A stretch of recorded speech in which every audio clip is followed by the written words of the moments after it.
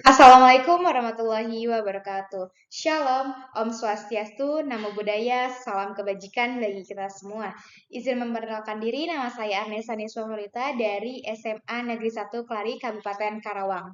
Dalam asesmen 5 ini, saya akan menjelaskan materi mengenai pendidikan karakter. Dalam materi pendidikan karakter itu terdapat subbab. Yang pertama itu ada budi pekerti, yang kedua ada etika, yang ketiga ada adab kesopanan, yang keempat ada pergaulan. Arti dari pendidikan karakter itu sendiri adalah usaha menanamkan kebiasaan-kebiasaan yang baik kepada peserta didik, yang harapannya peserta didik dapat berpikir dan bertindak sesuai dengan standar, dan nilai yang telah menjadi kepribadiannya itu tidak goyah. Oleh karena itu, pendidikan karakter diartikan sebagai pendidikan moral, watak, dan budi yang bertujuan untuk mengembangkan peserta didik dalam menjalankan kehidupan sehari-hari. Subbab dari pendidikan karakter yang saya ambil itu adalah adab kesopanan.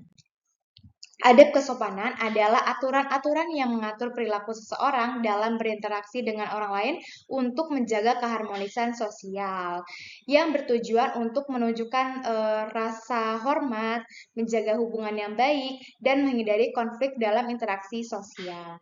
Dalam adab kesopanan terdapat subbab-subbab. Yang pertama itu ada mengucapkan salam dan menyapa orang lain dengan ramah. Yang kedua ada menggunakan bahasa yang sopan dan santun dalam pergaulan. Yang ketiga ada menjaga kebersihan dan kerapihan diri serta lingkungan sekitar. Yang keempat ada menghormati privasi orang lain. Dan yang terakhir ada menghargai waktu dan tidak menunda-nunda pekerjaan. Dan kita membahas poin yang pertama, yaitu mengucapkan salam dan menyapa orang lain dengan ramah.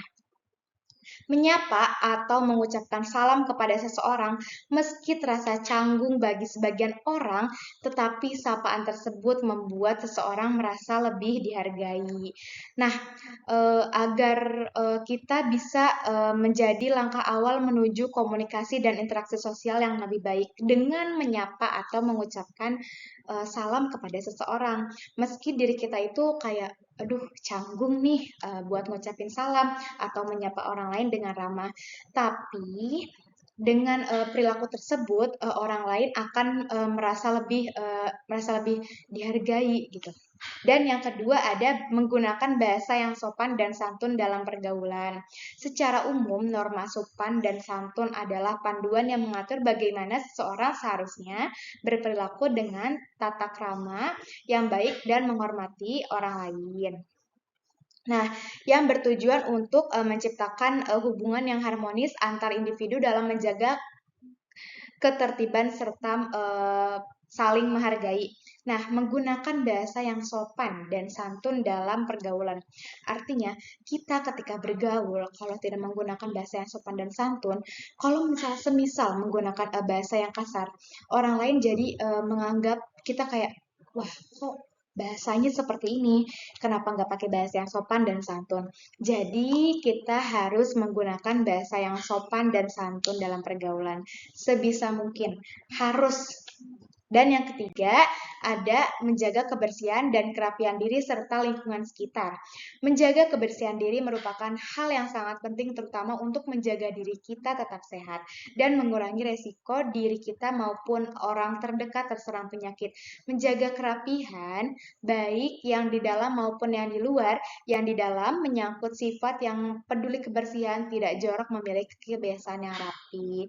Dan yang di luar mungkin dari lingkungan itu sendiri. Kalau dari lingkungan itu sendiri, dari diri kita juga, bagaimana kita menjaga lingkungan itu. Jadi, untuk menjaga kebersihan dan kerapian diri itu kan banyak nih, kayak orang lain harus menjaganya kayak, oh harus beli pakaian baru nih, biar kelihatan kayak rapih dan bersih gitu. Padahal tidak. Yang penting kita bisa menjaga kerapihan diri kita sendiri, merawat diri kita sendiri untuk rapih, serta lingkungan sekitar juga dijaga kebersihannya, mulai dari tidak membakar sampah sembarangan, tidak membuang puntung rokok sembarangan, dan sebagainya. Yang keempat ada menghormati privasi orang lain. Menghormati privasi orang lain berarti menjaga dan melindungi informasi pribadi serta batasan individu tanpa melakukan tindakan yang melanggar atau mengganggu ruang pribadi mereka.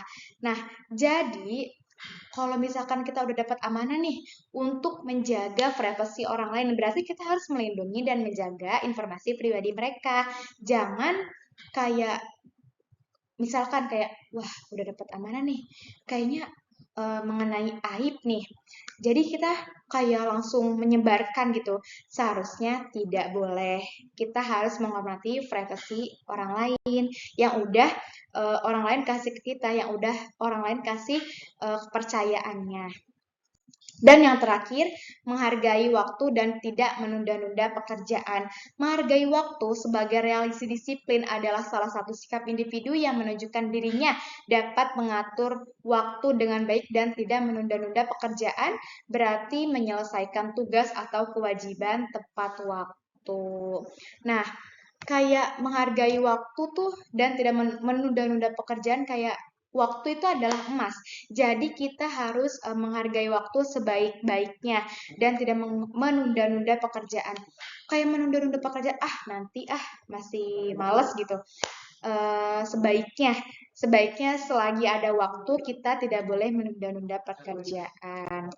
Terima kasih, kurang lebihnya mohon maaf. Sekian dari saya. Mohon maaf apabila ada kesalahan kata. Wassalamualaikum warahmatullahi wabarakatuh.